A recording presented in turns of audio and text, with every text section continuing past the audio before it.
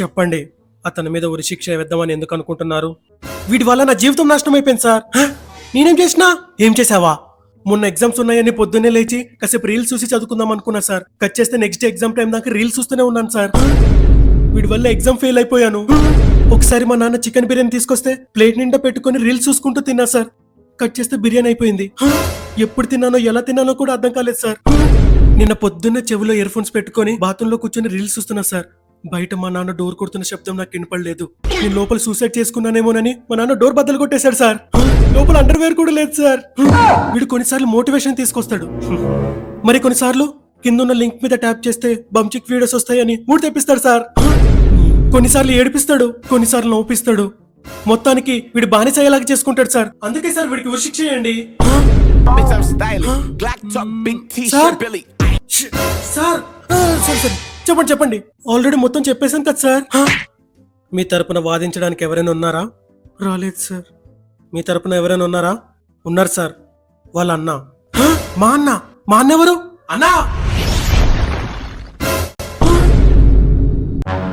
ఇప్పుడు మీరు చెప్పండి, అతని మీద ఉరిశిక్ష వేద్దామని ఎందుకు అనుకుంటున్నారు? ఆల్రెడీ పోయిన ఎపిసోడ్ లో చెప్పాడు కదా సార్. ఇంకేం చెప్పాలి?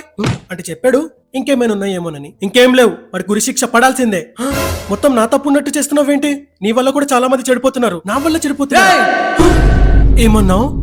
మా అన్న వల్ల చెడిపోతున్నారా? అసలు టెక్నాలజీ వీడియోస్ లేని ఈ ప్రపంచంలో టెక్నాలజీ తీసుకొచ్చిందే మా అన్నరా. చాలా మంది పెద్ద పెద్ద ఇన్ఫ్లుయెన్సర్స్ అయ్యి కోట్లకి కోట్లు సంపాదిస్తున్నారంటే అది ఎవరి వల్ల? మా అన్న వల్లరా. అసలు ఈ వీడియోని ఇంత ఇంట్రెస్ట్ గా చూస్తున్న ఈ మహానుభావుల్ని తీసుకొచ్చింది కూడా మా అన్ననే సార్. మా అన్న వల్ల ధనవంతులయ్యారు, మా అన్న వల్ల వ్లాగర్స్ అయ్యారు, మా అన్న వల్ల యాక్టర్స్ అయ్యారు, మా అన్న వల్ల ఫేమస్ అయ్యారు.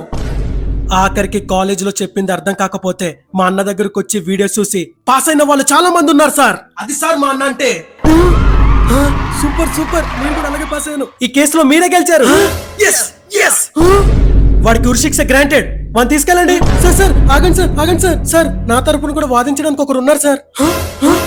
ఎవరు? వాళ్ళ పెద్దన్న. నాకు పెద్దన్న?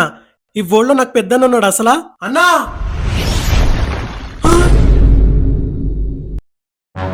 ఇప్పుడు మీరు చెప్పండి, ఆ అబ్బాయి ఇతని వల్ల చెడిపోతున్నాడని, ఇతనికి ఉరిశిక్ష పడాలని కేసు పెట్టాడు. దానికి సపోర్ట్ గా మీ పెద్ద తమ్ముడున్నాడు. ఇప్పుడు మీ చిన్న తమ్ముడు తరపున మీరొచ్చారు. మీరేం చెప్పాలనుకుంటున్నారో నిర్భయంగా చెప్పండి. ఏంట్రా, నా చిన్న తమ్ముడు వల్ల నువ్వు చెడిపోతున్నావా? అవును. అలాంటి నా వల్ల కూడా చెడిపోతున్నావు కదరా. నా మీద కేసేయలేదే?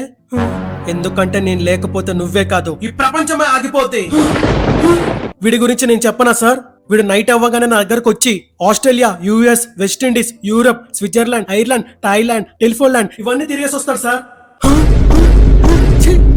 అన్న ప్లీజ్ అన్న వదిలేండి అన్న, కేసు వాపస్ తీసుకుంటానన్న. అన్న నువ్వేనే చెప్ప అన్నిడి అన్న, నువ్వేంటన్న అక్కడికి వెళ్ళిపోయావు? అంటే పెద్దన్న కదా, రాకపోతే బాగోదని. సార్ వీడు నా చిన్న తమ్ముడు మీద లేనిపోని నిందలు వేసినందుకు వీడికి ఉరిశిక్ష పడాలి సార్.